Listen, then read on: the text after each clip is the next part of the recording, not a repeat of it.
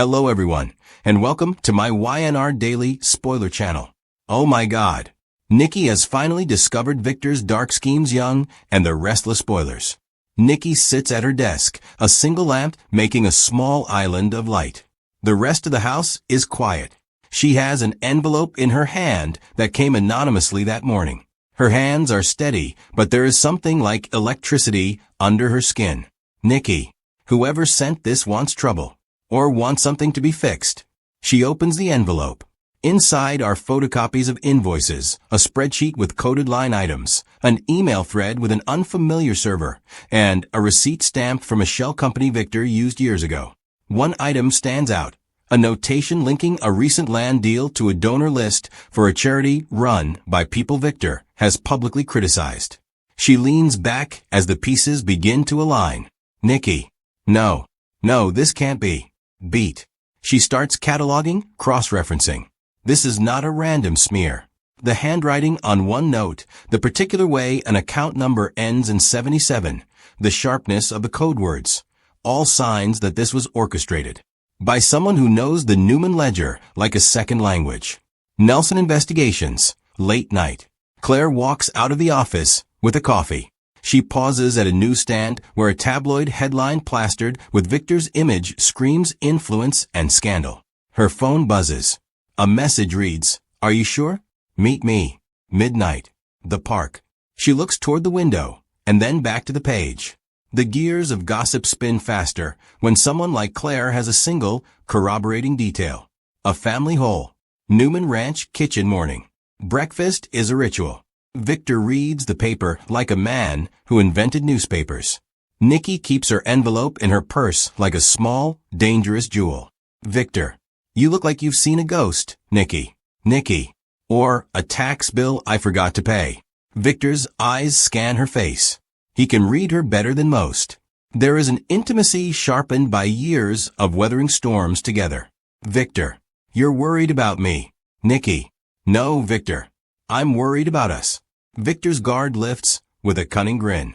He offers reassurance and a small apology for the late-night calls that pulled him from bed these days. The family is steady, but the camera lingers on Nikki's fingers closing over the envelope, on the way she breathes. The pattern. Nikki's study later. Nikki is alone again, the envelope on the desk. She's created a map on a corkboard. Dates, companies, wire transfers, names with little red strings. A line connects a charitable foundation, a shell company, and a set of zoning approvals that advantaged a development Victor pushed through the city council. Nikki whispers, "You've always been clever, Victor. But clever doesn't mean right." She puts the last piece in place, a bank transfer that matches a previously unexplained payment to a local official. Suddenly, the picture is no longer about money. It is about influence and, worse, about choices that cost people their homes and livelihoods. Her face hardens. There are things you can live with and things you cannot. This is the latter. The first confrontation. Newman Ranch, library night. Victor finds Nikki standing by the fireplace with the board behind her like evidence in a courtroom. Victor. You made a war room, Nikki. I like it. Nikki. This isn't a joke, Victor. These are people's lives. Victor's expression shifts. He approaches, palms out. Victor. You're overreacting. Business is messy. Compromises are messy. But you know me. I never meant to hurt anyone. Nikki. Did you mean to lie? The question hangs. For a moment, Victor's practiced deflection falters. Victor.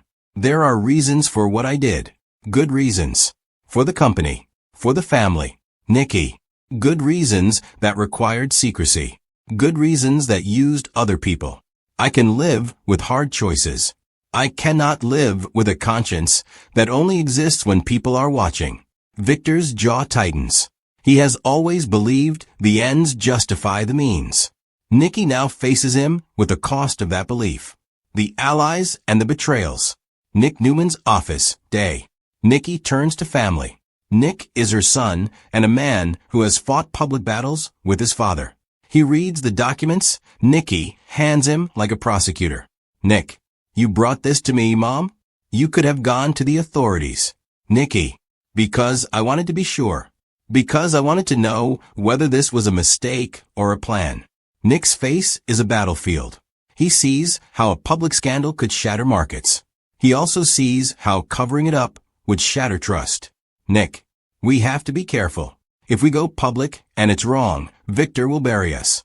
If we sit on it and it's true, we become complicit. Nikki nods. That is the terrible truth that sets the gears turning. It is not enough to be right. One must also be strategic when right means ruin. A shrink-like lounge later. Sharon, Adam, Phyllis, and Jack each learn the rumor via different channels.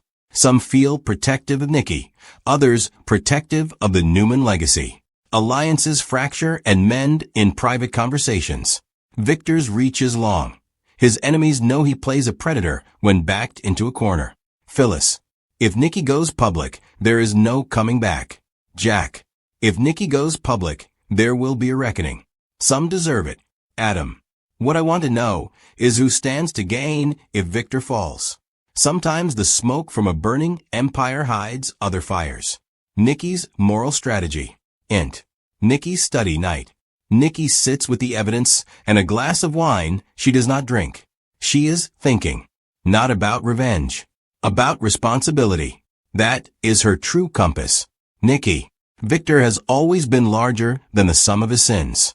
He built an empire from grit and ruthlessness. But the measure of a life is how you answer when the ledger is open. She decides not to go to the tabloids.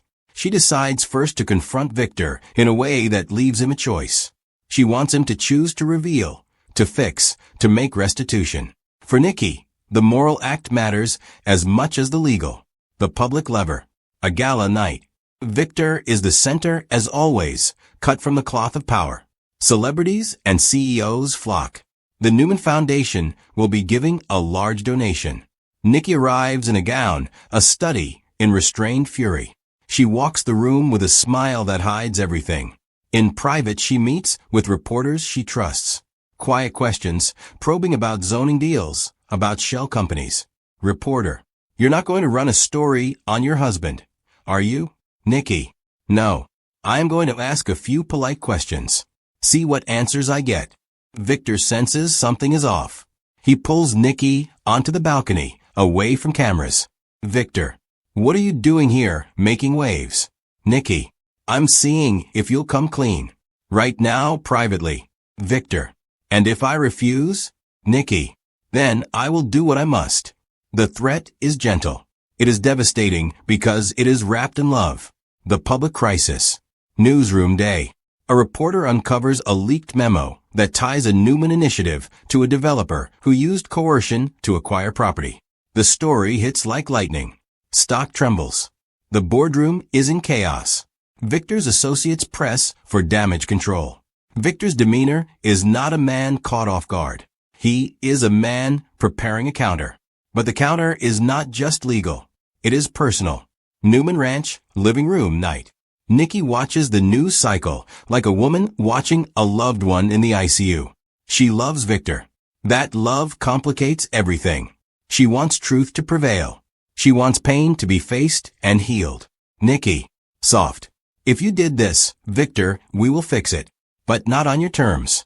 Victor stares at the television. For the first time in decades, the silence between them is not small.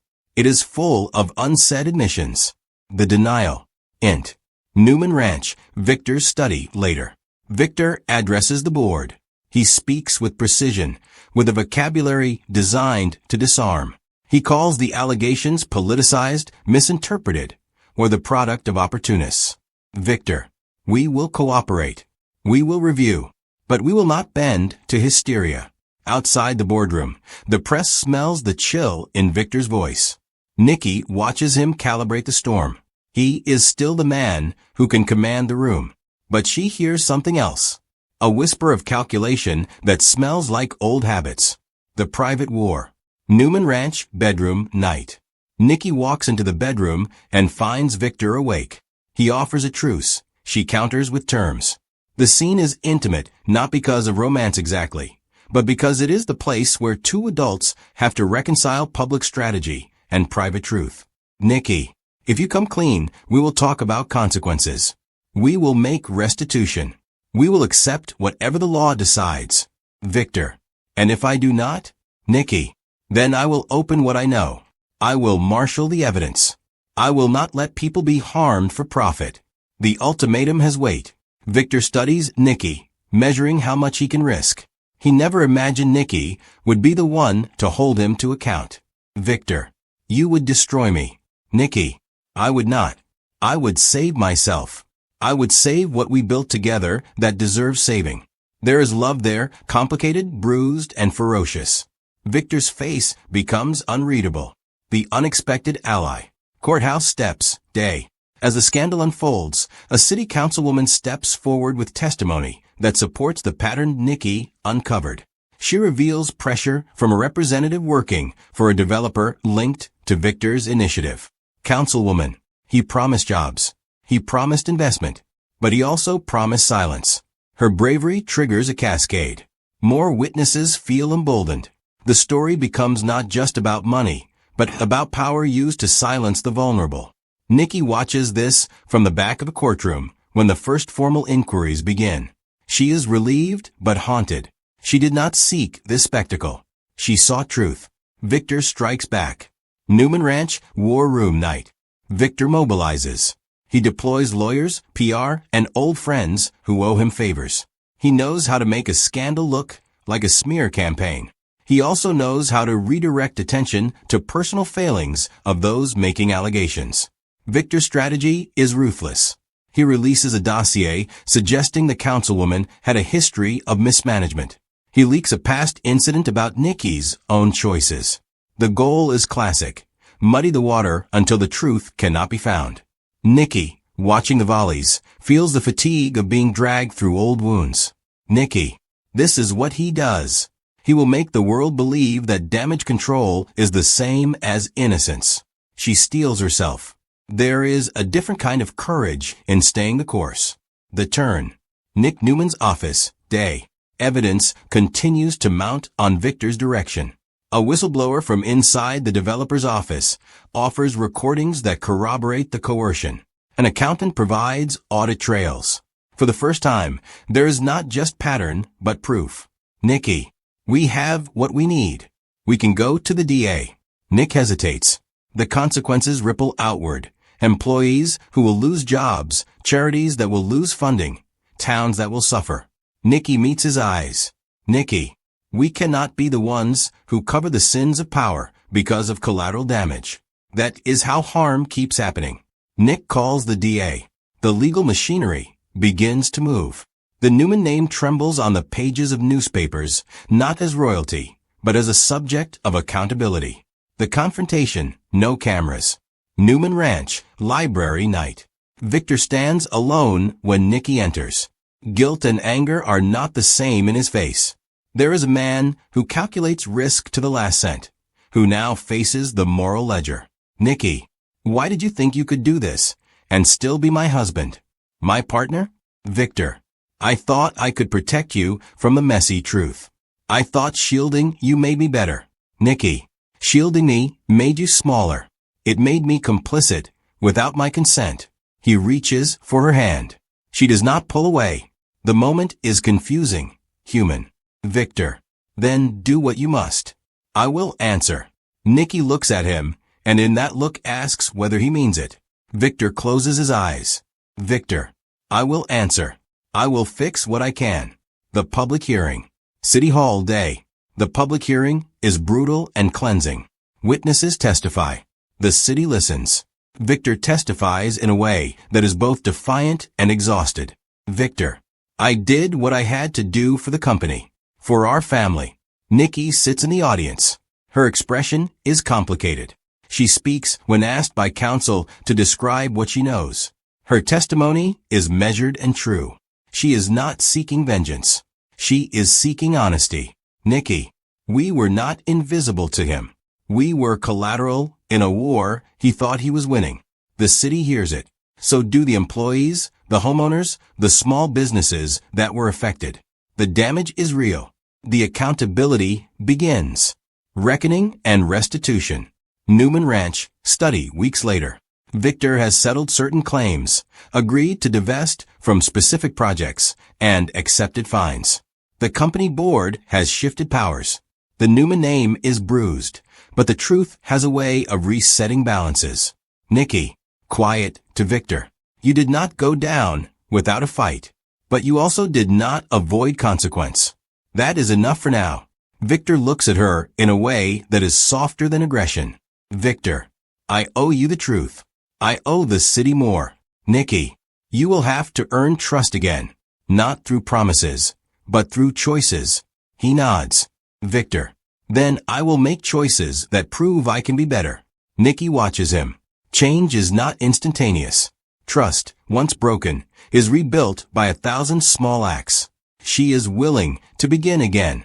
So is he in his own way. The aftermath, a new balance. Newman Ranch, garden sunset. Nikki walks the garden, the air cooling. She thinks about the lives that intersected with their family's power. She thinks about the choices she made to step forward and the cost of staying silent. She thinks about Victor, about love, and about what it takes to transform power into responsibility. Nikki, we are all capable of great good and terrible harm. What matters is not whether we are flawless.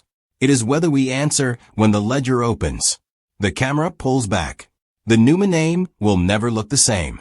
The world is more complicated. But in facing truth, some wounds begin to heal. Cliffhanger. Unknown archive room night. As the Newmans take the first steps toward restitution, an investigative journalist receives a file. Inside are documents that show the zoning approvals were only part of Victor's influence. There is a second layer, older and darker, with names that include not just developers, but politicians who have benefited. Journalist whispers, "This isn't over. This is just the beginning." Nikki, reading the news in her study, feels the old tremor in her chest. She knows how these stories layer. She knows power has tendrils. She prepares herself for whatever comes next. Nikki, softly. Then we keep listening. We keep looking. We keep answering.